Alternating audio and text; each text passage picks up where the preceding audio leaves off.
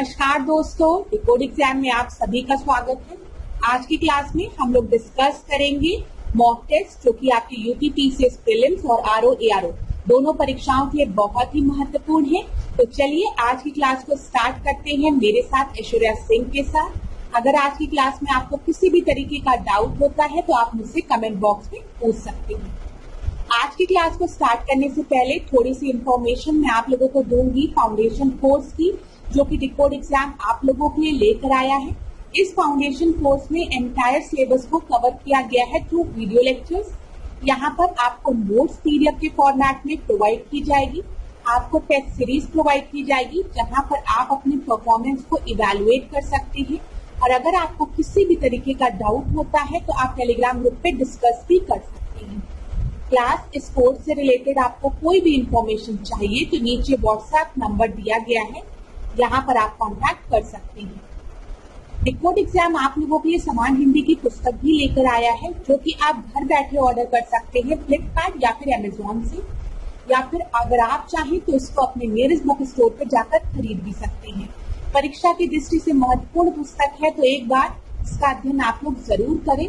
और अगर इससे रिलेटेड कोई भी इंफॉर्मेशन चाहिए तो आप इस नंबर पर कांटेक्ट कर सकते हैं। चलिए आज की क्लास का हम पहला प्रश्न देखते हैं। निम्न में से कौन एक मंदाकिनी नदी के किनारे अवस्थित नहीं है, पूछा गया है। यहाँ पर सबसे पहले आपको गौरीकुंड दिया है, फिर रामबाड़ा दिया है, फिर इसका गोविंद घाट और आखिरी में गुप्त काशी दिया गया है। तो आपको बताना है मंदाकिनी नदी के किनारे कौन अवस्थित नहीं है। तो अगर आप चाहें तो वीडियो को पॉज करिए, प्रश्न को एक बार और पढ़िए और फिर उत्तर दीजिए। मैं आपको सही उत्तर बताने जा रही हूँ। यहाँ पर जो आपका सही उत्तर है वो है गोविंद घाट।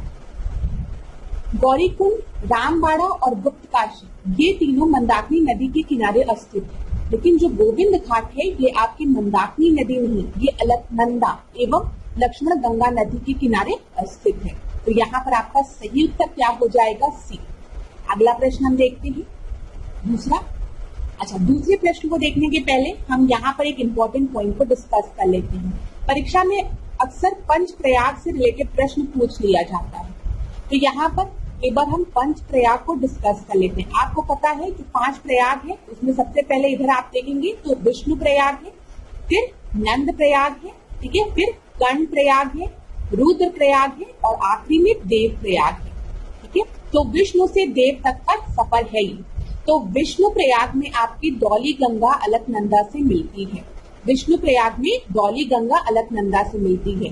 विष्णु जी जो थे वो आपके किस रंग के थे? सांवले रंग के थे, थोड़ा डॉली, तो डॉली गंगा, ठीक है, विष्णु प्रयाग में सांवले थोड़ा सा, ठीक है। तो डॉली गंगा विष्णु प्रयाग में मिलती है। ये किसके पुत्र थे? नंद के पुत्र थे, ठीक है। तो यहाँ पर याद रखिएगा नंद प्रयाग। तो नंद प्रयाग में नंदाकिनी, ये तो याद ही रहेगा, अलकनंदा से नंदाकिनी मिलती है। ये दिख रहा होगा आपको। पहला हमने देखा डॉली गंगा, ठीक है, डॉली मतलब थोड़ा सांवला सा, तो यहाँ पे विष्णु हो गए, तो यहाँ पे विष्णु प्रयाग हो गया। यहाँ पर फिर नंद प्रयाग में नंदाकिनी अलकनंदा में मिल रही है। फिर कर्ण प्रयाग, कर्ण प्रयाग की बात करें तो इधर पिंडार गंगा, ठीक है, याद रखिएगा पिंडार गंगा कर्ण प्रयाग हो गया, ठीक है।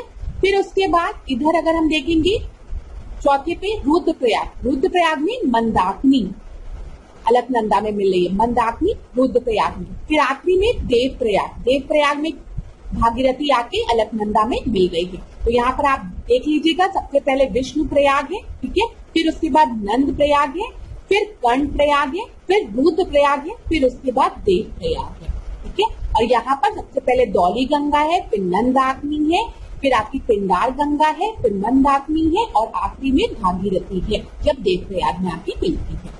ये याद रखिएगा, परीक्षा में मैच करने को भी पूछ लेता है, कभी कभी पूछ लेता है गलत कौन सा आपका सुमेलित। अगला प्रश्न हम देखेंगे दूसरा प्रश्न। ये जल संधि से रिलेटेड प्रश्न है, स्टेट से रिलेटेड प्रश्न है। स्टेट से रिलेटेड जो प्रश्न होते हैं वो परीक्षा में आपके रिपीट हो जाते हैं। तो यहाँ पर अगर आप चाहें तो वीडियो को पॉज कर लीजिए, क्योंकि थोड़ा सोचने में समय लगता है। जब ज्योग्राफी के प्रश्न आते हैं, मैप के प्रश्न आते हैं, तो थोड़ा सा समय लगता है, ठीक है। तो आप अगर चाहें तो वीडियो को आराम से पॉज करके सोच सकते हैं। सबसे पहले जिब्राल्टर जल संधि दी है, मलक्का दिया है, बेरिंग दिया है और हॉर्मुज दिया है। तो यहाँ पर आपको बताना है जिब्राल्टर जल संधि की अगर हम बात करेंगे तो ये किसके किसके मध्य है बताइए। जिब्राल्टर जल संधि ये अफ्रीका व यूरोप के मध्य है। तो एक का थर्ड आपका दो जगह दिया गया है। मलक्का जल संधि की बात करेंगे तो ये आपका यहाँ पर पहले मार्क कर देती, एक का थर्ड हो गया। मलक्का जल संधि ये जो है वो इंडोनेशिया और मलेशिया के मध्य है। तो बी का फर्स्ट ये हो गया। बेरिंग की हम बात करेंगे तो बेरिंग किसके मध्य है, एशिया व उत्तरी अमेरिका। और हॉर्मोज की बात करेंगे तो फारस की खाड़ी व ओमान। तो यहाँ पर आपका सही उत्तर क्या हो जाएगा, सी आपका सही उत्तर होगा। ठीक है, अब इसी प्रश्न के साथ हम कुछ और इम्पोर्टेंट चीजों को डिस्कस करेंगे। जैसे यहाँ पर देखिए, अगर आपसे पूछेगा स्टेट ऑफ मलक्का, दिख रहा है आपको यहाँ पर स्टेट ऑफ मलक्का। अच्छा क्लास, जब भी हम जल संधि की बात करते हैं हम किसी स्टेट की बात करते हैं, इसी को जल संधि कहते हैं इंग्लिश में। अरे इसी को इंग्लिश में स्टेट कहते हैं और हिंदी में जल संधि कहते हैं। ठीक है, तो जो स्टेट है वो दो वाटर बॉडीज को कनेक्ट करता है। ठीक है, दो वाटर बॉडीज है उनको कनेक्ट करता है और दो लैंड मासेस को अलग करता है। माइनस साइन लगाए मतलब अलग करता है। तो यहाँ पर अगर परीक्षा में पूछेगा स्टेट ऑफ मलक्का, तो स्टेट ऑफ मलक्का किनको जोड़ता है, तो आप बताएंगे स्टेट ऑफ मलक्का अंडमान सी को, ठीक है, दक्षिण चीन सागर से, साउथ चाइना सी से जोड़ता है। ये देखिए यहाँ पर आपका साउथ चाइना सी है, ठीक है, और इधर अंडमान सी है, तो दोनों को कनेक्ट करता है। यहाँ पर है स्टेट ऑफ मलक्का। ठीक है, और अगर परीक्षा में पूछेगा किसको किसको अलग करता है, तो आप बताएंगे इधर इंडोनेशिया हो गया और इधर मलेशिया हो गया। ठीक है, ये चीज क्लियर हो गई। जब भी हम स्टेट की बात करते हैं, जल संधि की बात करते हैं, तो ये दो वाटर बॉडीज को कनेक्ट करते हैं और लैंड मासेस को सेपरेट करते हैं। तो स्टेट ऑफ मलक्का अंडमान सी को साउथ चाइना सी से जोड़ता है और मलेशिया को इंडोनेशिया से अलग करता है। अगला देखते हैं हम, यहाँ पर पाक स्टेट, ये तो आप सभी को पता है, ये हमारा भारत है, इंडिया है। ठीक है, इधर आपको श्रीलंका दिखता है। तो पाक स्टेट किसको अलग कर रहा है, इंडिया को श्रीलंका से अलग कर रहा है। ठीक है, और किन वाटर बॉडीज को कनेक्ट कर रहा है अगर आपसे पूछेगा, तो यहाँ पे पाक खाड़ी और बंगाल की खाड़ी, बे ऑफ बंगाल को कनेक्ट कर रहा है। ठीक है, ये याद रखिएगा। ये देखिए पाक बे है, ठीक है, इधर, और ये आपका स्ट्रेट। इतनी चीजें क्लियर हो गई। अगला देखते हैं, सुंदा स्टेट की हम बात करते हैं। सुंदा स्टेट की बात अगर हम करेंगे तो ये किसको जोड़ रहा है, यहाँ पर आपको जावा सी दिखेगी। क्लास देखिए एक बार रिवाइज कर ली। मुझे पता है एक साथ हम जब सारे जल संधि पढ़ते, स्टेट पढ़ते हैं, तो हमको याद नहीं रहता है, लेकिन जिनको याद है बहुत अच्छी बात है, जो रिवाइज करें। जिनको अभी तक याद नहीं है वो बिल्कुल भी परेशान नहीं होंगे। आज आप सुनिए, 2-3-4 दिन बाद मैं फिर इसको रिपीट कर दूंगी ताकि आपको फिर रिवाइज हो जाए। ठीक है, फिर अलग से एक टेस्ट ले लिया जाएगा, ये भी कर लिया जाएगा, उसकी चिंता आप लोग नहीं करेंगे। यहाँ पर देख लीजिए सुंदा स्टेट है। सुंदा स्टेट जावा सी को किससे कनेक्ट कर रहा है, इंडियन ओशियन से, हिंद महासागर से जोड़ रहा है, याद रखिएगा। और ये आपका किस स्थान पे है, ये आपका इंडोनेशिया है, और ये किसको अलग कर रहा है, सुमात्रा को जावा से। ये याद रखिएगा, सुंदा स्टेट है क्लास। ठीक है, अगला हम देखते हैं यहाँ पर देखिए युकांतन स्टेट की हम बात करेंगे। यहाँ पर आपको युकांतन चैनल भी दिख रहा होगा। ठीक है, ये गल्फ ऑफ मैक्सिको को, मैक्सिको की खाड़ी को कैरेबियन सी से क्या कर रहा है, जोड़ रहा है। ठीक है, यहाँ पे जोड़ रहा है ना। और किसको अलग कर रहा है, यहाँ पर आपको क्यूबा दिख रहा है और यहाँ पर आपको मैक्सिको दिख रहा है। ठीक है, इतनी चीज क्लियर हो गई। चलो आगे बढ़ते हैं। यहाँ पर मेसिना जल संधि की बात करते हैं। मेसिना जल संधि अगर देखोगे तो यहाँ पर इटली है, यहाँ पे सिसिली है। ठीक है, तो ये क्या करता है, इटली को सिसिली से अलग करता है। ठीक है, यहाँ पर आपका है मेसिना जल संधि। ये देखो यहाँ पर अगर इसको हम और जूम करेंगे तो यहाँ पर आपको मेसिना स्टेट दिखेगा, इधर आपको सिसिली दिखेगा और इधर आपको जो मेन इटली है वो दिखेगा। ठीक है, तो इसको अलग करता है, याद रखिएगा। इधर आपको मेडिटेरेनियन सी दिखेगी। चलिए अगला हम देखते हैं, ऑटलैंटो जल संधि हम देखेंगे। ऑटलैंटो जल संधि जो है वो इधर है। ठीक है, अभी देखिए हमने थोड़ी देर पहले आपसे डिस्कस किया है मेसिना स्ट्रेट के बारे में। ठीक है, मेसिना स्ट्रेट में यहाँ पे याद रखिएगा, ये इटली जो मेन लैंड है इटली, और जो सिसिली आपका इटली का ही पोर्शन है, लेकिन वो मेसिना स्टेट से मेन लैंड इटली से अलग है, जो मुख्य इटली है उससे अलग है यहाँ पे मेसिना स्टेट से, ठीक है। इधर आपको क्या दिख रहा है, इधर आपको टाइरेनियन सी दिख रही है, इधर आपको मेडिटेरेनियन सी दिख रही है, आयोनियन सी दिख रही है। परीक्षा के लिए इंपॉर्टेंट है, याद रखिएगा। और यहीं पर अगर आप देखेंगे इटली की इधर की पोर्शन में तो स्टेट ऑफ ओटरांटो है, और इधर आपको एड्रियाटिक सी दिखेगी और यहाँ आयोनियन सी दिखेगी। तो स्टेट ऑफ ओटरांटो जो है वो एड्रियाटिक सी को आयोनियन सी से जोड़ता है, ठीक है, याद रखिएगा। और इटली को अल्बेनिया से सेपरेट करता है। क्लास देखिए, अब मैं आपको एक चीज बताऊं, ये चीज मैंने पहले भी आपको बताई है। जैसे आपने, अगर आपको मैप याद करना है तो थोड़ा सा रफ वर्क करना सीखिए। मैंने रफली ड्रॉ कर लिया कि कुछ इटली का कुछ इस तरीके से इटली है, ठीक है, ड्रॉ कर लिया। फिर हमने यहाँ पे छोटा सा पोर्शन ड्रॉ कर लिया। अब हमको पता है ये मेन इटली है, इटली का ही एक पोर्शन यहाँ पर है जिसको कि हम सिसिली कह रहे हैं, ठीक है। यहाँ पर हमने सबसे पहला स्टेट याद किया कि मेसिना है। मैं आपको बता रही हूँ, इसी तरीके से याद करते हैं। यहाँ पे मेसिना है, फिर हमने याद करना शुरू किया कि कौन कौन सी सी जो है वो इटली को सराउंड की है। तो इधर हमने ध्यान दिया कि यहाँ पे टाइरेनियन सी है। सबसे पहले देखिए इधर टाइरेनियन सी है, ठीक है, याद रखिएगा। फिर इधर अगर आप जाएंगे ऊपर की तरफ तो यहाँ पे एड्रियाटिक सी है, 2-3 बार ऐसे याद करोगे, याद रहेगा, ठीक है। फिर इधर आयोनियन सी है, ठीक है। अब यहीं पर आप ध्यान दोगे, यहाँ पर एक और स्टेट है जिसको कि हम ओटरांटो कह रहे हैं, ठीक है, जो कि इटली को अल्बेनिया से अलग कर रही है, ठीक है। तो इस तरीके से थोड़ा ड्रॉ करके याद करोगे तो 1-2 बार ड्रॉ करने में याद हो जाएगा, इसलिए मैंने थोड़ा सा ड्रॉ करके बताया आपको। अब यहाँ पर देखिए बाबल मंडेब जल संधि की हम बात करेंगे।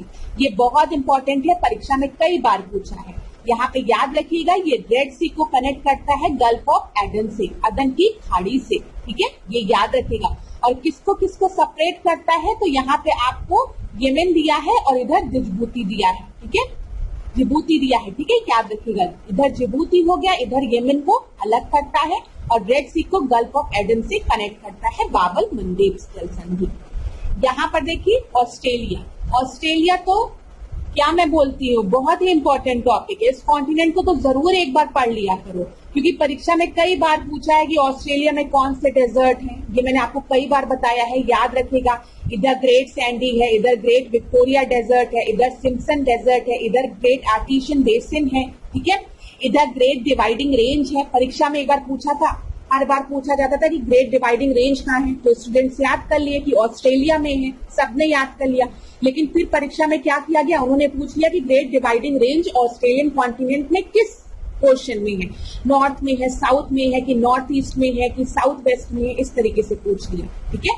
तो लोकेशन भी याद रखिएगा। यहाँ पर 2 रिवर बहुत इंपॉर्टेंट है, डार्लिंग और मुरे रिवर। ये मैं आपको हर बार बताती हूँ क्लास, हर बार बताती हूँ, ठीक है। यहाँ पर हम स्टेट की बात कर रहे हैं तो याद रखिएगा ये बास स्टेट है। बास स्टेट यहाँ पर आपका ऑस्ट्रेलियन कॉन्टिनेंट को तस्मानिया से अलग करता है, दिख रहा है बास स्ट्रेट। और इधर आपको कौन सी सी दिख रही है, ओशियन दिख रहा है, यहाँ पे इंडियन ओशियन दिख रहा है और इधर तस्मान सी दिख रहा है, तो दोनों को कनेक्ट करता है। इतनी चीज क्लियर हुई क्लास, जो मैंने इंपॉर्टेंट चीजें बताई। ऑस्ट्रेलिया याद रखिएगा, ठीक है। एक बार इसका फिजिकल मैप भी जरूर देखिएगा, पॉलिटिकल मैप भी जरूर देखिएगा, परीक्षा में यहाँ से प्रश्न बनता है ज्योग्राफी का। इसी तरीके से मैं कहती हूँ, जब भारत के कंटेक्स्ट में पढ़ो तो अंडमान निकोबार जरूर पढ़ लो। अंडमान निकोबार में आपकी कौन कौन से ट्राइब्स हैं वो जरूर पढ़ लो, क्योंकि परीक्षा में 1-2 साल के अंतर में पूछता रहता है, रिपीट करता रहता है। अगला प्रश्न हम देखेंगे। अच्छा, अभी और स्टेट है, यहाँ पर देख लीजिए बॉस्फोरस स्टेट। परेशान बिल्कुल भी मत होना कि अरे मैम पहले वाला तो याद ही नहीं हुआ, आप फिर एक स्टेट ले आई।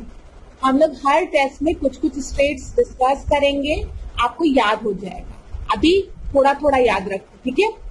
बॉस्फोरस स्ट्रेट की हम बात करते हैं तो इधर आपका ब्लैक सी है, इधर सी ऑफ मरमरा है, ठीक है। दोनों को कनेक्ट कर रहा है बॉस्फोरस स्ट्रेट, और किसको किसको सेपरेट कर रहा है, यहाँ पे एशिया टर्की रीजन दिख रहा है आपको, और ये यूरोप का टर्की दिख रहा है, ठीक है। दोनों को अलग कर रहा है, तो किस कॉन्टिनेंट को अलग कर रहा है, तो यूरोप को एशिया से, याद रखिएगा।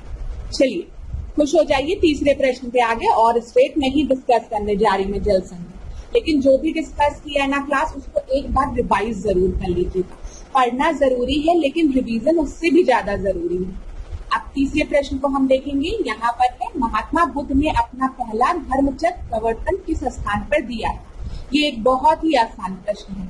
लुम्बिनी में, सारनाथ में, पाटलिपुत्र में या फिर वैशाली में? तो सबसे पहले आपको पता होना चाहिए, जब हम बात करते हैं धर्मचक्र प्रवर्तन की, तो ये क्या है बताइए, क्या है ये? यहाँ पर उपदेश है ना, सबसे पहला उपदेश महात्मा बुद्ध ने जहां पर दिया था उसी को हम धर्मचक्र प्रवर्तन कह रहे हैं। ठीक है, तो कहां पर दिया था? सारनाथ में दिया था। बी आपका बिल्कुल सही है। ये एक आसान प्रश्न था।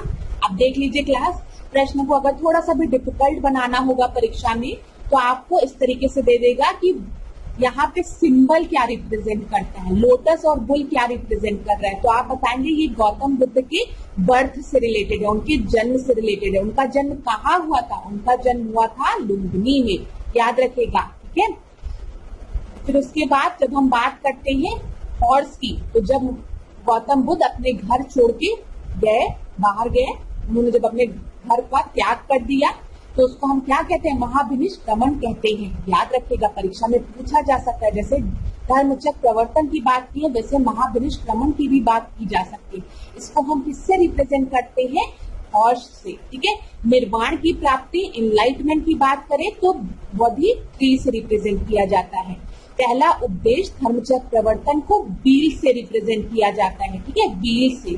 फिर उसके बाद डेथ की बात करें तो आप सभी को पता है कुशीनगर में इनको महापरिनिर्वाण की प्राप्ति हुई थी, इनकी मृत्यु हुई थी, और इसको हम किससे रिप्रेजेंट करते हैं? स्तूप से।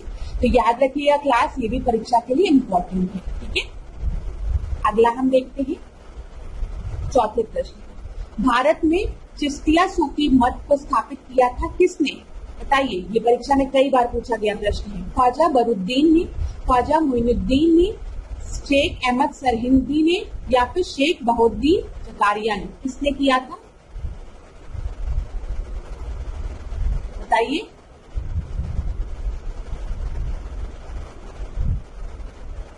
तो भारत की बात की गई है, भारत में चिश्तिया सूफी मत की बात की गई। याद रखिएगा, भारत में सर्वप्रथम इसका प्रचार किसके द्वारा किया गया है? ख्वाजा मोइनुद्दीन चिश्ती के द्वारा। यहाँ पर आपका सही उत्तर बी हो जाएगा। ठीक है, अगला हम देखते हैं पांचवा प्रश्न। भारतीय संविधान के निर्माण के समय संवैधानिक सलाहकार कौन था? यहाँ पे कॉन्स्टिट्यूशनल एडवाइजर की बात की गई है। आसान प्रश्न है ना, आप सभी को पता है। बी आर अम्बेडकर थे कि डॉक्टर राजेंद्र प्रसाद थे, बी एन राव थे या फिर के एम मुंशी थे? जल्दी से बता दो, इसमें तो ज्यादा सोचने का समय ही नहीं देना चाहिए आप लोगों को। यहाँ पे बी एन राव को हम लोग क्या कहते हैं? ये क्या थे? संवैधानिक सलाहकार थे, कॉन्स्टिट्यूशनल एडवाइजर। अगला हम देखते हैं छठवां प्रश्न। छठवां प्रश्न देखिए, दृश्य प्रकाश का द्रव्यमान पूछा गया है, वेवलेंथ पूछी गई है। ठीक है, क्या होगा? तो यहाँ पे ए बी सी डी में से आपका सही उत्तर क्या होगा बताइए? 200 से 900 नैनोमीटर, 250 से 850, 300 से 800 नैनोमीटर या फिर 390 से 780। विजुअल लाइट की बात की गई है क्लास, ऐसा भी प्रश्न आपकी परीक्षा में पूछा जाता है। तो यहाँ पर आपका सही उत्तर जो है वो है डी। डी आपका सही उत्तर है। यहाँ पर हम डिस्कस करेंगे थोड़ा सा वेवलेंथ। यहाँ पर देख लीजिए, जब हम बात करते हैं यहाँ पर क्लास आप देखेंगे वेवलेंथ ये आपकी बनी हुई है। ठीक है, यहाँ पे आपको रेडियो दिख रहा है, फिर माइक्रोवेव दिख रहा है, इंफ्रारेड दिख रहा है, विजुअल लाइट दिख रहा है, अल्ट्रावायलेट, एक्सरेज और गामा रेज। ठीक है, ध्यान दीजिएगा यहाँ पर। फिर उसके बाद जब हम बात कर रहे हैं गामा रेज की, तो यहाँ पर देखिए हर्ट्ज में आपको पता है फ्रीक्वेंसी जो होती है वो हर्ट्ज में होती है। ठीक है, और फ्रीक्वेंसी जो होती है वो इनवर्सली प्रोपोर्शनल होती है यहाँ पर इसके वेवलेंथ के। ठीक है, यहाँ पे याद रखिएगा, लैम्डा ऐसे मैं लिख दूं या वैसे लिख दूं, किसी भी तरीके से। ठीक है, ये याद रखिएगा। तो यहाँ पर जिसकी फ्रीक्वेंसी जितनी ज्यादा होगी उसकी वेवलेंथ उतनी ही कम होगी। ठीक है, तो यहाँ पर देखिए जब हम बात कर रहे हैं गामा रेज की, तो इसकी जो वेवलेंथ है कितनी कम है, देखिए छोटे छोटे ऐसे गामा रेज। ठीक है, उसके बाद एक्सरेज, जब आप लोग जाते हैं वो कराने, एक्सरे कराओ, कराते ना, हड्डी वड्डी टूट जाती है, कोई डिफेक्ट लगता है तो लोग कहते हैं एक्सरे कराओ, तो यहाँ पर एक्सरे का यूज किया जाता है। ठीक है, उसके बाद ultraviolet rays, visual light, near infrared, infrared, microwaves, radio waves, ये सब हम लोग रिमोट में यूज होता है ना, रिमोट टेक्नोलॉजी में। तो यहाँ पर याद रखिएगा, क्लास परीक्षा में पूछ लिया जाता है, इसलिए ये इम्पोर्टेंट है आपके लिए। ठीक है, बिल्कुल भी कंफ्यूज मत होइएगा। यहाँ पर देखिए रेंज 790 नैनोमीटर टू 400 नैनोमीटर दी है, तो आप कंफ्यूज मत होइएगा। ये 780 और 390 वही 10 का अंतर कर दिया गया है जो आंसर में आपको दिया। लेकिन याद रखिएगा क्लास, क्योंकि परीक्षा में पूछ लिया जाता है इंक्रीजिंग ऑर्डर, डिक्रीजिंग ऑर्डर में आपको बोल दिया जाएगा कि आपको अरेंज करना है वेवलेंथ रेंज के अकॉर्डिंग इंक्रीजिंग ऑर्डर में। सबसे ज्यादा वेवलेंथ किसकी है, ठीक है, या फिर पूछ लेगा सबसे कम वेवलेंथ किसकी है, या सबसे ज्यादा फ्रीक्वेंसी किसकी है, सबसे कम फ्रीक्वेंसी किसकी है, इसको अरेंज करिए। तो ये इंपॉर्टेंट है, याद रखिएगा। कई बार परीक्षा में ये प्रश्न बनता है और मैं आपको बता रही हूँ स्टूडेंट गलत करके आते हैं क्योंकि वो भूल जाते हैं, उनको याद ही नहीं रहता है। तो आप याद रखिएगा गामा रेज के बाद x rays, ultraviolet rays, visible, फिर इंफ्रारेड, फिर माइक्रोवेव, फिर रेडियो वेव। चलिए अगला हम देखते हैं 7वां प्रश्न। माँ और शिशु के बीच गले लगाना या चूमना निम्न हार्मोन में किसके मोचन को प्रेरित करता है। यहाँ पे बोला गया है जब माँ अपने बच्चे को गले लगाती है या फिर उसको किस करती है तो उस समय उसकी बॉडी में कौन सा हार्मोन रिलीज होता है। ठीक है, तो ए बी सी डी में से आपको सही उत्तर बताना है। तो यहाँ पर आपका सही उत्तर क्या होगा बताइए। यहाँ पर आपका जो सही उत्तर है वो है ऑक्सीटोसिन। ठीक है, ऑक्सीटोसिन याद रखिएगा। तो यहाँ पर देखिए जब माँ अपने बच्चे को गोद में लेती है, उसे गले लगाती है छोटे बच्चे को, ठीक है, और उसको किस करती है, मतलब प्यार दिखाती है, दुलार दिखाती है, तो उसकी बॉडी में ऑक्सीटोसिन रिलीज होता है और ऑक्सीटोसिन हार्मोन ही रिस्पॉन्सिबल होता है for the secretion of milk production के लिए। ठीक है, कौन सा हार्मोन रिस्पॉन्सिबल होता है, ऑक्सीटोसिन, याद रखिएगा ये चीज। यहाँ पर अब क्या किया जाता है, ह्यूमन ट्रैफिकिंग में ऑक्सीटोसिन का यूज किया जाता है। छोटी छोटी लड़कियों को किडनैप कर लिया गया, ह्यूमन ट्रैफिकिंग में उनको यूज करना है, उनको ज्यादा मैच्योर दिखाने के लिए आर्टिफिशियल वे में इंजेक्शन के थ्रू उनकी बॉडी में ऑक्सीटोसिन डाला जाता है ताकि वो मैच्योर दिखे, बड़ी दिखे। इसी तरीके से डेयरी इंडस्ट्रीज में अगर हम देखें तो यहाँ पर क्या होता है, गाय जो होती है उनको ऑक्सीटोसिन का इंजेक्शन दे दिया जाता है ताकि ज्यादा से ज्यादा मिल्क वो प्रोड्यूस करे। ठीक है, दूध ज्यादा से ज्यादा प्रोड्यूस हो। लेकिन आपको पता है कि जब ये आर्टिफिशियल वे में इंजेक्ट किया जाएगा ह्यूमन बॉडी में तो ये आपका नुकसानदायक होगा। ठीक है, तो यहाँ पर याद रखिएगा ऑक्सीटोसिन के बारे में। चलिए 8वें प्रश्न को हम देखते हैं। सार्वजनिक क्षेत्र के बैंकों के अध्यक्षों का चयन कौन करता है। ठीक है, पब्लिक सेक्टर बैंक के जो आपके चेयरमैन है उनको कौन सेलेक्ट करता है बताइए, बैंक बोर्ड ब्यूरो या फिर reserve bank of India, central ministry of finance या फिर मैनेजमेंट ऑफ रिस्पेक्टिव बैंक। यहाँ पर कौन उनको अपॉइंट करता है, याद रखिएगा पब्लिक सेक्टर बैंक के अध्यक्ष एवं अन्य जो महत्वपूर्ण पद है उसमें जो चयन किया जाता है वो बीबीबी द्वारा किया जाता है, बैंक बोर्ड ब्यूरो द्वारा किया जाता है। यहाँ पर आपका सही उत्तर क्या है, ए आपका सही उत्तर। अगला हम देखते हैं 9वां प्रश्न। भारत की प्रथम न्यूमोकोकल कंजुगेट वैक्सीन कौन सी है बताइए, न्यूमोकोकल कंजुगेट वैक्सीन कौन सी है। कोकल है, ठीक है, न्यूमोसिल है या फिर न्यूमो वैक्सीन है या फिर न्यूमोक्सिल है। यहाँ पर आपका सही उत्तर क्या होगा, ABCD में से सारा ऑप्शन एक ही लग रहा होगा। यहाँ पे आपका जो सही उत्तर है वो है बी। ठीक है, याद रखिएगा न्यूमोसिल। ठीक है, बी आपका सही उत्तर। उत्तर प्रदेश में प्रथम दुग्ध सहकारी समिति की स्थापना हुई थी कहाँ पर बताइए, कहाँ पर हुई, वाराणसी में, सहारनपुर में, लखनऊ में या फिर प्रयागराज में।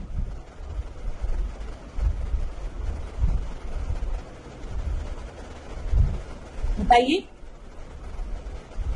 तो याद रखिएगा भारत एवं उत्तर प्रदेश की प्रथम दुग्ध सहकारी समिति जो गठित हुई थी, आपकी जो स्टैब्लिश हुई थी वो प्रयागराज में हुई थी। ठीक है, कब हुई थी, 1960। तो यहाँ पर आपका सही उत्तर क्या है, डी आपका सही उत्तर है। अगला हम देखते हैं नैलोंग घाटी किस राज्य में स्थित है। तो चलिए बताइए नैलोंग घाटी कहाँ पर है, हिमाचल प्रदेश में है, सिक्किम में है, पश्चिम बंगाल में है या फिर उत्तराखंड में। कहाँ पर है नैलोंग घाटी, ABCD में से सही उत्तर क्या हो जाएगा? तो ये आपका नेलोंग घाटी जो है वो उत्तराखंड में है, डी सही उत्तर। अब यहाँ पर कुछ और इम्पोर्टेंट चीजों को हम डिस्कस करते हैं, कुछ और इम्पोर्टेंट घाटी को जो कि आपकी परीक्षा के लिए इम्पोर्टेंट हो सकते हैं। संधान वैली की अगर हम बात करेंगे, ये कहाँ पर है? महाराष्ट्र में है। सह्याद्री रेंज आपको पता है, सह्याद्री रेंज की जब हम बात करते हैं तो ये महाराष्ट्र रीजन में आपकी है, और संधान वैली जो है वो सह्याद्री माउंटेन रेंज में ही है। जांस्कर वैली की बात करेंगे, ये तो परीक्षा में कई बार पूछा है, ठीक है। आपको पता है जब आप ग्रेट हिमालयन की बात करते हैं, आप बात करते हैं ना ग्रेट हिमालय की, तो वहां पर आपका कैराकोरम, जास्कर, लद्दाख सब आप डिस्कस करते हो ना उधर, तो ये आपका क्या है? ये आपका लद्दाख में है। स्पीति वैली की बात करेंगे, परीक्षा में कई बार पूछा है, ये आपका हिमाचल प्रदेश में है, ठीक है। स्पीति मतलब क्या होता है? मिडलैंड, और ये जो वैली है ये आपके तिब्बत और भारत के मध्य है। पापी हिल्स की बात करेंगे, इंपॉर्टेंट है परीक्षा के लिए, ये आंध्र प्रदेश में, ठीक है, याद रखिएगा, ये आंध्र प्रदेश में है। अगला हम देखते हैं चंबल, आपको पता है चंबल जो है वो मध्य प्रदेश में है, ठीक है। फिर उसके बाद जब हम मार्बल रॉक की बात करेंगे तो ये भी आपका, ये रिवर नर्मदा के उधर जॉर्ज आपका फॉर्म होता है, ठीक है। रानीपॉल कई बार पूछा है, रानीपॉल कहाँ पर है? मध्य प्रदेश में है, ठीक है। केन रिवर याद रखिएगा, केन रिवर पर है, खजुराहो में लोकेटेड है। रानीपॉल मध्य प्रदेश, केन रिवर खजुराहो, ठीक है। फिर इसके बाद आप याद रखिएगा मेघादातु, जो मैं आपको बता रही हूँ, जो परीक्षा में पूछा है, तो ये कर्नाटक में है, कावेरी नदी पर। सतकोशिया परीक्षा में कई बार पूछा है, ऑलिव टर्टल यहाँ पे मिलते हैं, ठीक है, ये आपका उड़ीसा में है। कौन सी नदी है वहां पर? आपकी महानदी है, ठीक है, याद रखिएगा। फिर उसके बाद अराकू वैली पूछा है। कंगरा वैली आपका अभी तक नहीं पूछा है, लेकिन दिया है तो हिमाचल प्रदेश, याद रखिएगा। अराकू वैली याद रखिएगा, ये आपका अराकू वैली जो है वो विशाखापट्टनम में। फ्लावर वैली कहाँ पर है? उत्तराखंड में। आपको पता है चंबोली डिस्ट्रिक्ट में फ्लावर वैली हम कहते हैं ना इसको, ठीक है। चलिए अगला प्रश्न हम देखते हैं, 12वां प्रश्न। 12वां प्रश्न देखिए, ज्वालामुखी पर्वत माउंट सेंट हेलेंस कहाँ पर स्थित है? तो ये तो बहुत ही आसान प्रश्न है, बताइए कहाँ पर है? चिली में है, जापान में है, फिलीपींस में है, या फिर यूएसए में है? ABCD में से आपका सही उत्तर क्या होगा? ये आपका यूएसए में है, डी आपका सही उत्तर। अगला प्रश्न देखेंगे, विश्व में नारियल का सबसे बड़ा उत्पादक देश कौन सा है? बताइए विश्व में सबसे ज्यादा नारियल कहाँ होता है? ब्राजील में, भारत में, इंडोनेशिया में, या फिर फिलीपींस में? तो सबसे ज्यादा नारियल जो है वो होता है इंडोनेशिया में। इंडोनेशिया के बाद सेकंड नंबर पे फिलीपींस, फिर हमारा भारत। 14 प्रश्न हम देखते हैं, निम्नलिखित घटनाओं को उनके सही कालक्रम में प्रस्तुत करिए। अब देखिए लखनऊ समझौता की बात की गई है, गांधी इरविन समझौता की बात की गई है, पूना समझौता की बात की गई है, कैबिनेट मिशन का भारत में आगमन की बात की गई है। चलो बहुत ही आसान है, हम लोग डिस्कस करते हैं। लखनऊ समझौता, जिसको कि हम लखनऊ पैक्ट कहते हैं, ये कब हुआ है? 1916 के समय में हुआ है, ठीक है। अब क्लास यहाँ पे लखनऊ समझौता किसके किसके मध्य हुआ था बताइए? मुस्लिम लीग और इंडियन नेशनल कांग्रेस के मध्य में, ठीक है, याद रहेगा। आपको पता है 1905 में क्या हुआ है? बंगाल का विभाजन हुआ है। 1906 में क्या हुआ है बताइए? मुस्लिम लीग का फॉर्मेशन हुआ है। 1907 में क्या हुआ है? नरम दल और गरम दल में इंडियन नेशनल कांग्रेस का विभाजन हो गया है, ठीक है। 1911 में क्या हुआ है? दिल्ली दरबार लगा है, याद रखिएगा, ठीक है। 1916 में अगर हम देखेंगे तो लखनऊ पैक्ट के साइन हुआ है मुस्लिम लीग और कांग्रेस के बीच में, और साथ ही साथ होम रूल मूवमेंट भी आया है, ठीक है, होम रूल मूवमेंट, ठीक है, याद रखिएगा। एनी बेसेंट और बाल गंगाधर तिलक। गांधी इरविन समझौता की अगर हम बात करेंगे तो गांधी इरविन समझौता का समय कौन सा है? याद रखिए 1930 का अगर हम समय देखते हैं तो सविनय अवज्ञा आंदोलन वाला समय चल रहा है, सिविल डिसोबीडियंस मूवमेंट वाला, जब सॉल्ट मार्च होता है और गांधी जी एक मुट्ठी नमक उठाते हैं और नमक कर को तोड़ते हुए वहां से सविनय अवज्ञा आंदोलन स्टार्ट करते हैं, ठीक है। और इसी समय आपका फर्स्ट राउंड टेबल कॉन्फ्रेंस होता है। जिसमें कि इंडियन नेशनल कांग्रेस नहीं पार्टिसिपेट करते। क्यों नहीं पार्टिसिपेट करती है? क्योंकि हम यहाँ पर एक बहुत बड़ा मूवमेंट स्टार्ट कर चुके रहते हैं, सविनय अवज्ञा आंदोलन। तो सेकेंड राउंड टेबल कॉन्फ्रेंस में कांग्रेस को पार्टिसिपेट कराने के लिए प्रेशर डाला जाता है और गांधी और इरविन के बीच में एक समझौता कराया जाता है कि आप सविनय अवज्ञा आंदोलन को थोड़ा पॉज दीजिए और पहले चलिए सेकेंड राउंड टेबल कॉन्फ्रेंस को अटेंड करने के, सेकेंड आरटीसी में पार्टिसिपेट करने के।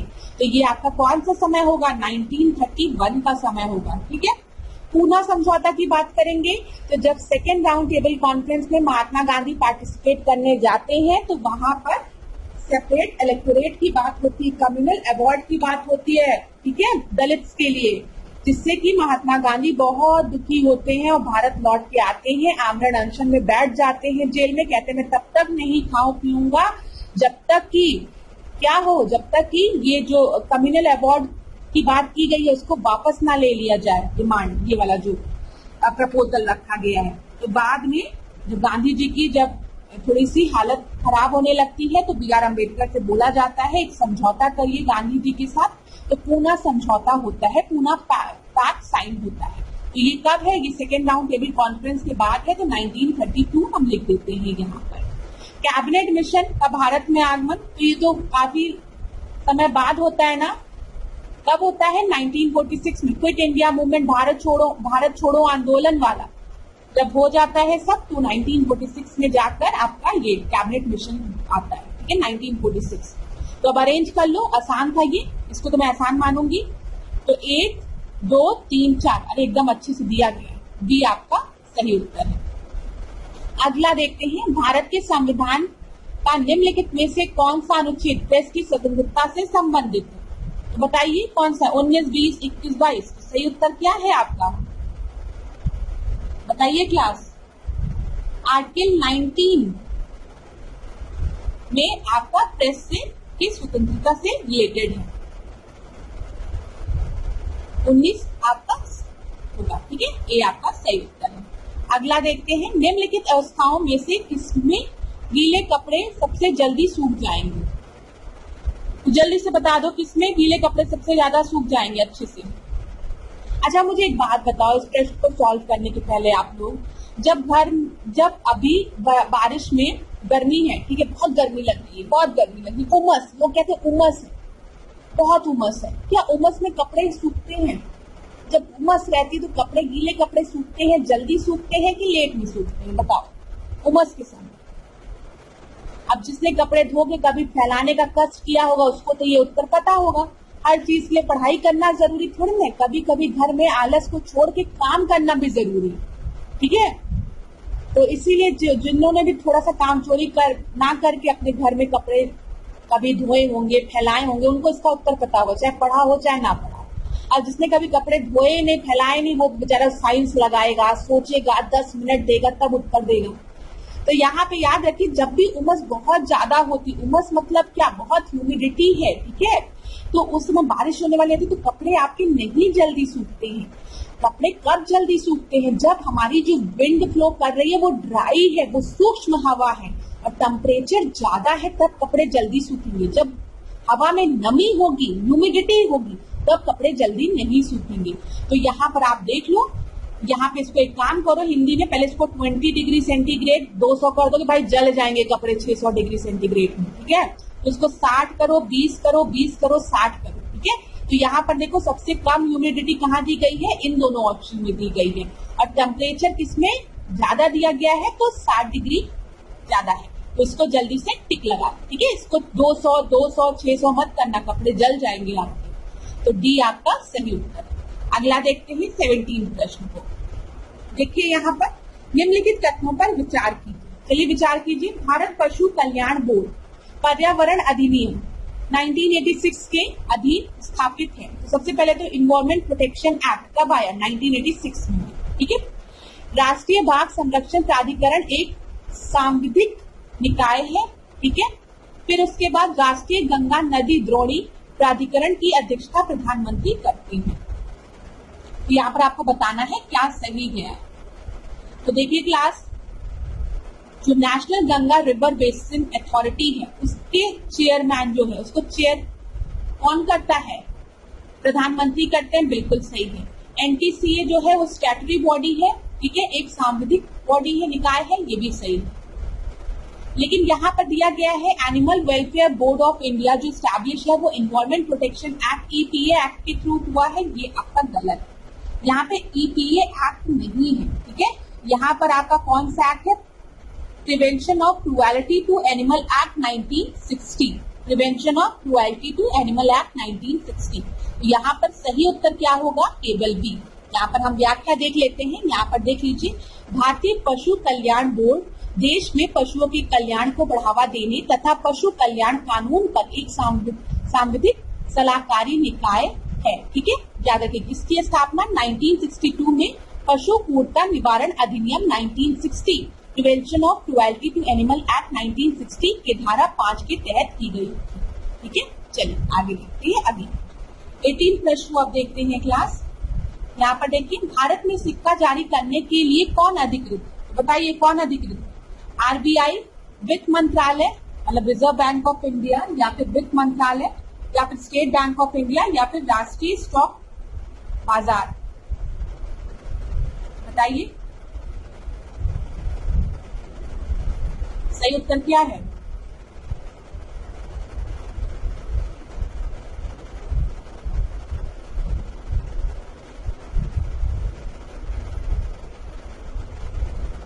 यहाँ पर आपका जो सही उत्तर है वो है ए, ठीक है, ए सही उत्तर है। अब यहाँ पर एक चीज में आप लोगों को कंफ्यूजन हो सकती है, ध्यान से सुनिएगा मेरी बात। यहाँ पर देखिए क्लास, सबसे पहले आपको पता होना चाहिए भारत में सिक्का ढालने का एकमात्र अधिकार की अगर हम बात करें तो वो किसके पास है? भारत सरकार के पास, ठीक है। सिक्का निर्माण का दायित्व सिक्का निर्माण अधिनियम के तहत भारत सरकार का है। विभिन्न मूल्य वर्ग के सिक्के के अभिकल्प तैयार करने और उनकी ढलाई करने का दायित्व भी भारत सरकार का है। भारतीय रिजर्व बैंक अधिनियम के अनुसार परिचालन के लिए सिक्के भारतीय रिजर्व बैंक के माध्यम से ही जारी किए जाते हैं, ये याद रखिएगा, तो कंफ्यूज मत होइएगा यहाँ पर, ठीक है। इस लाइन को याद रखिएगा। यहाँ पर जो सिक्का जारी का एकमात्र अधिकार जो है वो भारत सरकार का है, लेकिन भारतीय बैंक अधिनियम के अनुसार परिचालन के लिए सिक्के रिजर्व बैंक के माध्यम से ही जारी किए जाते हैं, ठीक है, ये याद रखना। जारी किसके द्वारा किए जाते हैं? रिजर्व बैंक के द्वारा, ठीक है। चलिए 19वां प्रश्न देखते हैं हम। गुजरात सरकार ने किस फल का नाम बदलकर कमलम रखा है? कमलम किसे कहते हैं बताइए? आम को, संतरा को, स्ट्रॉबेरी को, या फिर ड्रैगन फ्रूट को? कमलम, तो ये है आपका ड्रैगन फ्रूट, सबने खाया होगा। तीसरे प्रश्न को देखते हैं। उत्तर प्रदेश में अपनालिका अपरदन से प्रभावित जनपद है, यहाँ पर गली रोजन की बात की गई है, बताइए इटावा, गोरखपुर, फर्रुखाबाद या फिर मेरठ? बताइए। चंबल नदी किधर फ्लो करती है? अगर हम देखें यूपी में इटावा, हाँ, यहाँ पे चंबल नदी जो है वो इटावा जनपद में बीहड़ों का निर्माण करती है, ठीक है, और गली इरोजन से सबसे ज्यादा इफेक्टेड जो है वो इटावा है, ये आपका सही है। अगला देखते हैं 21वां। कोडाई कनाल किस पहाड़ी में स्थित है? बताइए। अन्नामलाई में, बूंदी में, पालनी में या फिर अमरकंटक में? कहेंगे पलानी हिल्स भी दिया रहता है ये। तो कोडाई कनाल पहले कहां पर है? तमिलनाडु में है, डिंडीगुल जिले में है और पालनी हिल्स में है, ठीक है, याद रखिएगा। तो ये सही उत्तर क्या है? सी आपका सही उत्तर है। अगला देखते हैं 22वां प्रश्न। बड़ा है तो वीडियो को पॉज भी कर सकते हैं। कोयले के संचित भंडार की दृष्टि से भारत के राज्यों का निम्नलिखित में से सही अवरोही क्रम क्या? बताइए। अवरोही क्रम पूछा है यहाँ पर। उड़ीसा, छत्तीसगढ़, झारखंड, पश्चिम बंगाल, छत्तीसगढ़, उड़ीसा, पश्चिम बंगाल, झारखंड, झारखंड, उड़ीसा, छत्तीसगढ़, पश्चिम बंगाल या फिर पश्चिम बंगाल, छत्तीसगढ़, झारखंड, उड़ीसा? सही उत्तर क्या होगा यार? कोयला भंडार की बात की गई है। सबसे पहले झारखंड, उसके बाद उड़ीसा, फिर छत्तीसगढ़, फिर पश्चिम बंगाल, इसके बाद मध्य प्रदेश, तो उत्तर क्या हो गया? सी। सी सही उत्तर हो गया। अगला देखते हैं 23वां प्रश्न। निम्नलिखित सागरों का पश्चिम से पूर्व सही क्रम बताना है आपको। अच्छा प्रश्न है ना, बहुत अच्छा प्रश्न है। थोड़ा सा समय लीजिए क्योंकि ये प्रश्न अच्छा है। बताइए, वेस्ट टू ईस्ट बोला है।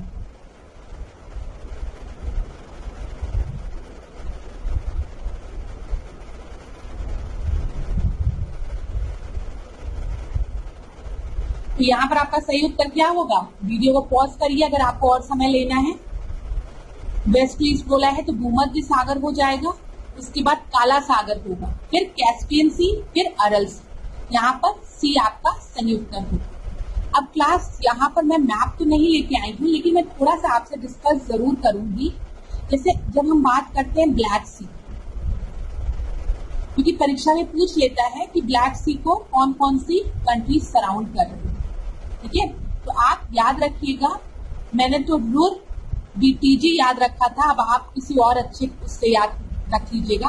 तो रूर बीटीजी में ये आर हो गया, ये यू हो गया, ये आर हो गया, फिर इधर बी हो गया, इधर टी हो गया, ठीक है, और इधर जी हो गया, ठीक है, रूर बीटीजी।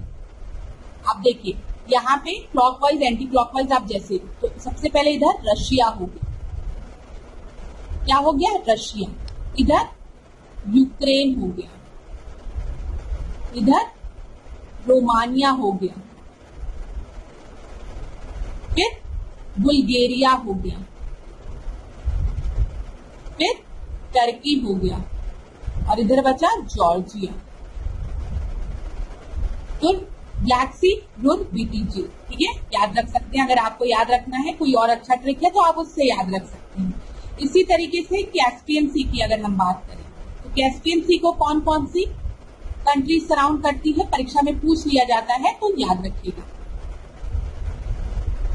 तो बहुत से स्टूडेंट तो कैस्पियन सी को याद करने के लिए याद रखते हैं तारीख।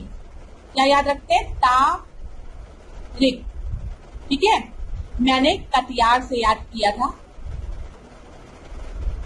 ये ज्यादा अच्छा है, आप चाहे तो उसी से कर सकते हैं। तो देखिए के ए, ठीक है, फिर टी हो गया इधर, फिर उसके बाद आपका अगर आप इधर देखेंगे टी हो गया, फिर इधर आई हो गया, ठीक है, फिर ए हो गया, फिर आर हो गया। तो के ए से कजाकिस्तान है, कजाकिस्तान है।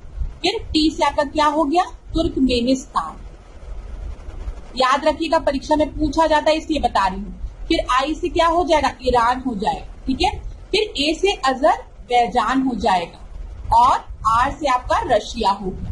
तो आप तारीख से भी याद रख सकते हैं, आप उसी से याद रखिए। तो यहाँ पर ब्लैक सी और कैस्पियन सी आपको पता होना चाहिए, क्योंकि परीक्षा में पूछ लेता है, ठीक है।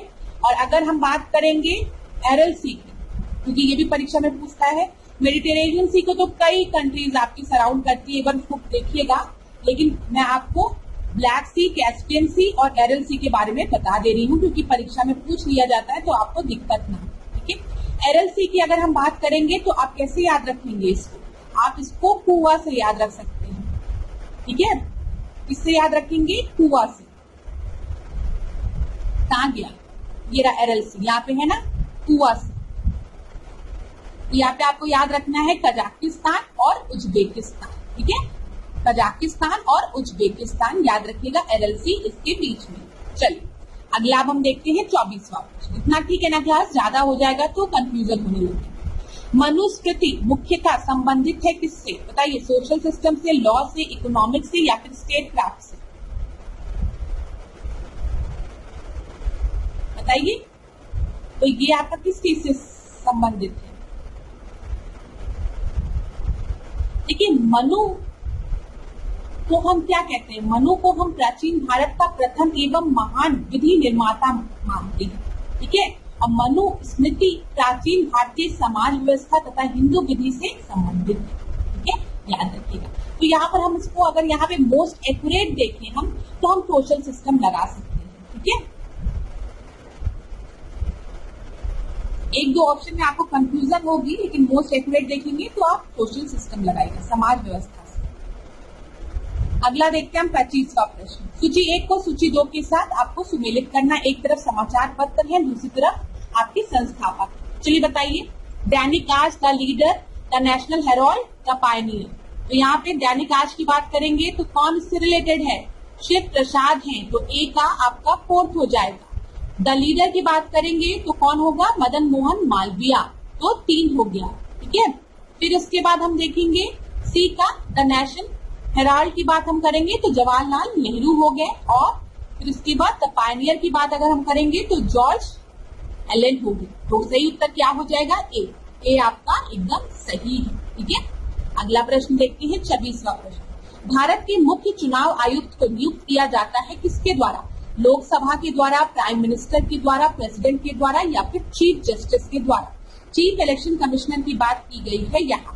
ठीक है, सबसे पहले आपको आर्टिकल 324 पता होना चाहिए। तो भारत के निर्वाचन आयोग के मुख्य चुनाव आयुक्त तथा अन्य चुनाव आयुक्तों की नियुक्ति संसद द्वारा बनाई गई विधि के अधीन राष्ट्रपति द्वारा की जाती है, याद रखिएगा। तो सही उत्तर क्या हो जाएगा? सी आपका सही उत्तर हो जाएगा। ठीक है, अगला हम देखते हैं 27वां प्रश्न। प्रतिजन ऐसा पदार्थ है, यहाँ पे एंटीजन की बात की गई है। ठीक है, जो शरीर ताप को कम करता है, हानिकारक बैक्टीरिया को नष्ट करता है, प्रतिरक्षा तंत्र को परिवर्तित करता है या फिर विष के प्रतिकारक के रूप में प्रयोग किया जाता है। तो बताइए।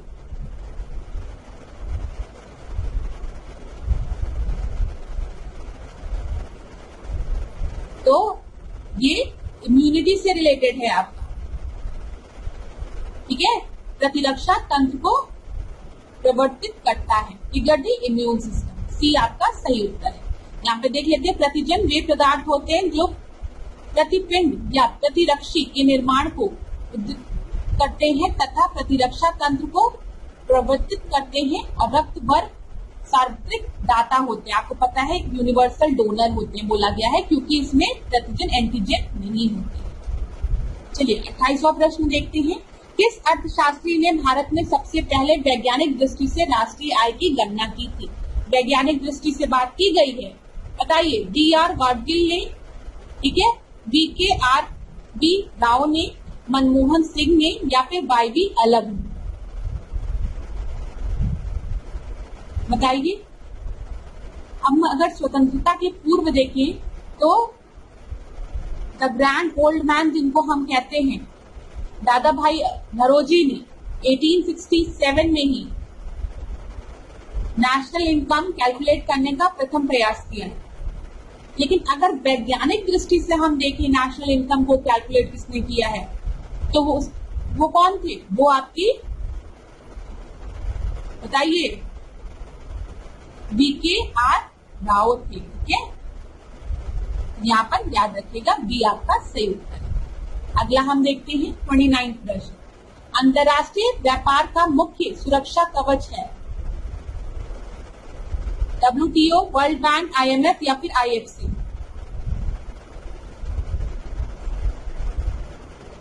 तो यहाँ पर आपका सही उत्तर क्या हो जाएगा? ABCD में से ए आपका सही उत्तर है। ठीक है, विश्व व्यापार संगठन एक अंतर सरकारी संगठन है जो अंतरराष्ट्रीय व्यापार को नियंत्रित करता है। इसकी स्थापना अगर हम देखेंगे 1995 में हुई थी, 1995 में। ठीक है, और मार्केट समझौते के अधीन गैट के स्थान पर इसे लाया गया था। इसने किसको रिप्लेस किया था? गैट को। ये चीज याद रखिएगा। ठीक है, यह विश्व का सबसे बड़ा अंतरराष्ट्रीय थिंक संगठन है और वर्तमान में आप देख लीजिएगा ये तो चेंज होते रहते हैं। ठीक है, इसके लिए नहीं परेशान होना। कुछ देश जुड़ते हैं, कुछ देश छोड़ते हैं, तो वो तो करंट का हो जाता है। 29 जून को भारत में कौन सा दिवस मनाया जाता है? ये तो बहुत ही आसान प्रश्न है ना। राष्ट्रीय विज्ञान दिवस, राष्ट्रीय ज्ञान दिवस, सांख्यिकी दिवस या फिर डाक दिवस? तो याद रखिएगा 29 जून को भारत में राष्ट्रीय सांख्यिकी दिवस मनाया जाता है, स्टैटिस्टिक डे मनाया जाता है। क्यों मनाया जाता है बताइए? किसकी जयंती थी? टीसी महान बोलिस की। तो यहाँ पर आपका सही उत्तर क्या हो जाएगा? सी आपका सही उत्तर हो जाएगा। 31 देखते हैं। मानव गुर्दे में पथरी निम्न में से किस किस की वजह से बनती है? किसकी वजह से बनती है बताइए? गुर्दे की बात की गई है, किडनी की बात की गई है, कैल्शियम एसिटेट की वजह से, कैल्शियम ऑक्सीलेट की वजह से, सोडियम एसिटेट की वजह से, या आपके सोडियम बेंजोएट की वजह से। ए बी सी डी में से सही उत्तर क्या हो जाएगा आपका? सोडियम नहीं, क्या होगा? कैल्शियम ऑक्सीलेट की वजह से। बी आपका सही उत्तर होगा। चलिए अगला देखते हैं 32nd प्रश्न। 32nd प्रश्न बड़ा है तो आप क्या करेंगे, वीडियो को पॉज कर लीजिए, लेकिन ये बड़ा है लेकिन आसान है, ठीक है, मैं पहले ही बता रही हूँ, तो पढ़ते समय ध्यान दीजिएगा। धारणीय विकास भावी पीढ़ियों के अपनी आवश्यकताओं को पूरा करने के सामर्थ्य से समझौते किए बगैर वर्तमान की आवश्यकताओं को पूरा करता है। इस परिप्रेक्ष्य में धारणीय विकास का सिद्धांत निम्नलिखित में से किस एक सिद्धांत के साथ स्वाभाविक रूप से जुड़ा हुआ है? तो बताइए। सामाजिक न्याय एवं सशक्तिकरण, समावेशी विकास, वैश्वीकरण, या फिर धारण क्षमता? बताइए। सस्टेनेबल डेवलपमेंट का मतलब क्या होता है कि हम अपनी जरूरतों को to fulfil the need of present generation without compromising the future generation to fulfil their needs, ठीक है, हम अपनी जरूरतों को पूरी करें लेकिन हम अपने जो आने वाली जो जनरेशन है उनके साथ सेक्रीफाइस ना करें। समझ रहे हैं? हम रिसोर्सेस को एक्सप्लॉइट ना कर दे कि बेचारे उनके पास पेड़ ही ना बचे, हवा ही ना बचे स्वच्छ, ठीक है, ऑक्सीजन ही ना बचे। तो जरूरतों को अपनी पूरी करो, लेकिन जो आने वाला हमारा जो वर्तमान है, जो भविष्य है, उसमें जो लोग हैं उनके लिए भी चीजों को सुरक्षित रखो, ठीक है। ऐसे ही एक टर्म होता है कैरिंग कैपेसिटी, धारण क्षमता। अब धारण क्षमता को आप कैसे समझ सकते हो? एक प्लास्टिक की थैली है, ठीक है, कोई भी आप कॉटन का बैग ले लो, उसमें आपका जो लिमिट है उस कॉटन बैग का, वो 10 किलो का वेट ही उठा सकता है। अब आपने उस कॉटन की थैली में 11 किलो वेट रखा, तो हो सकता है वो थैली ना फटे। 12 किलो रखा, नहीं फटेगी, थोड़ा सा दरार पड़ना शुरू होगी। जैसे ही आपने इसको बढ़ाते गए, आप 15 या इसकी लिमिट आपने क्रॉस की, ये थैली क्या होगी? ये फट जाएगी और जो सामान आपने रखा है वो नीचे गिर जाएगा। तो ऐसे ही हमारे मदर अर्थ की भी कैरिंग कैपेसिटी है, ठीक है। महात्मा गांधी ने बोला है ना कि earth can fulfil the need of the people but not the greed. हमारे मदर अर्थ के पास इतने रिसोर्सेज हैं कि वो हमारी जरूरतों को पूरी करे, लेकिन अगर हम लालची हो जाएंगे और चीजें एक्सप्लॉइट करने लगेंगे तब फिर वो हमारे नीड को फुलफिल नहीं, ग्रीड को फुलफिल नहीं कर सकते, लालच को नहीं पूरा कर सकते हैं। तो कैरिंग कैपेसिटी और सस्टेनेबल डेवलपमेंट में एक आप देखेंगे दोनों लिंक है, ठीक है। इसका मतलब भी क्या? कैरिंग कैपेसिटी मतलब क्या? जितनी जरूरत हो और जितनी क्षमता हो उसी के अनुसार आपको चीजें मतलब यूज करना चाहिए। और सस्टेनेबल डेवलपमेंट मतलब आप अपने नीड को पूरा करो और फ्यूचर जनरेशन के लिए भी रिसोर्सेज को बचाते हो। चलिए अगला देखते हैं 33rd। गरीबी उन्मूलन किस पंचवर्षीय योजना का मुख्य उद्देश्य था? बताइए। द्वितीय पंचवर्षीय योजना, सातवीं पंचवर्षीय योजना, पंचम पंचवर्षीय योजना, या फिर छठवीं पंचवर्षीय योजना? गरीबी उन्मूलन की बात की गई है यहाँ पर आपसे, तो बता दीजिए मुझे सही उत्तर क्या होगा जल्दी से। अगर आपको समय लेना है तो आप समय भी ले सकते हैं। ए बी सी डी में से क्या सही उत्तर होगा?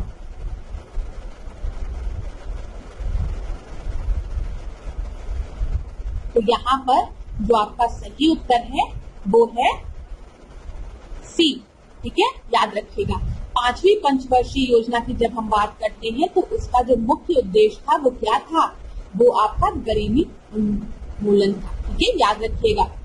पांचवी पंचवर्षीय योजना से रिलेटेड ये चीज आपको याद रखनी है। अच्छा, पंचवर्षीय योजना भले अब प्लानिंग कमीशन को रिप्लेस कर दिया है नीति आयोग ने, लेकिन आपकी परीक्षा में प्रश्न बन जाते हैं, तो इसको मतलब छोड़ने की गलती मत करिएगा, ठीक है, ये चीज याद रखिएगा। छोड़ने की गलती मत करिएगा और पढ़ते रहिएगा क्योंकि पूछ लिया जाता है। यहाँ पर कुछ और प्रश्न जो आपकी परीक्षा से पूछे जा सकते हैं वो आपके क्या है? जैसे नाबार्ड की बात अगर हम करें, ठीक है, नाबार्ड का गठन किस पंचवर्षीय योजना से किया गया है? तो मैंने स्टूडेंट्स को बताया था ऐसे एक ट्रिक, कभी कभी परीक्षा में भूल जाता है कि नाबार्ड में कितने शब्द है, 1 2 3 4 5 6, तो छठवीं पंचवर्षीय योजना से नाबार्ड का गठन किया गया था, ठीक है। ऐसे ही पूछ लिया जाता है जो फर्स्ट प्लानिंग कमीशन है वो किस मॉडल पे बेस्ड थी? तो याद रखिएगा हेलॉर्ड-डोमर मॉडल पर, ठीक है, परीक्षा में पूछा जाता है। सेकंड की बात करेंगे तो महान बोलिस, याद रखिएगा। और थर्ड की हम बात करेंगे तो गॉडगिल, ये सब याद रखिएगा। पहला जो था वो हेरोड डोमर, दूसरा महान बोलिस मॉडल पर, और तीसरा जो था वो आपका गॉडगिल योजना पर बेस्ड था। ये परीक्षा में पूछा गया प्रश्न है, इसलिए मैंने आपको बता दिया। ठीक है क्लास। अच्छा, नाबार्ड के बारे में आपको याद रखना है, जरूर याद रखिएगा। नाबार्ड का गठन 6वीं पंचवर्षीय योजना के तहत किया गया है। ठीक है, और नाबार्ड का गठन कब हुआ है? 12 जुलाई 1982 को। ये भी आपको याद रखिएगा, ये परीक्षा में पूछा जा सकता है तो। ठीक है। अच्छा, भारत में खाद्य सुरक्षा के लिए किस पंचवर्षीय योजना में बोला गया था? खाद्य सुरक्षा की बात किसमें की गई थी? तो आप बताएंगे 9वीं पंचवर्षीय योजना में। ये कुछ इंपॉर्टेंट चीजें हैं जो मैंने आपको बताई। चलिए अब अगला हम देखते हैं 34 प्रश्न को। यहाँ पर देखिए क्या है। यहाँ पर उत्तर प्रदेश में इंदिरा गांधी नक्षत्रशाला कहाँ पर है? तो जल्दी से बता दीजिए, प्रयागराज, लखनऊ, गोरखपुर या फिर रामपुर में। इंदिरा गांधी नक्षत्रशाला जो है वो लखनऊ में। ठीक है। गोरखपुर में अगर हम बात करेंगे तो वीर बहादुर सिंह नक्षत्रशाला, और अगर रामपुर की बात करेंगे तो यहाँ पर आप याद रखेंगे आर्यभट्ट नक्षत्रशाला।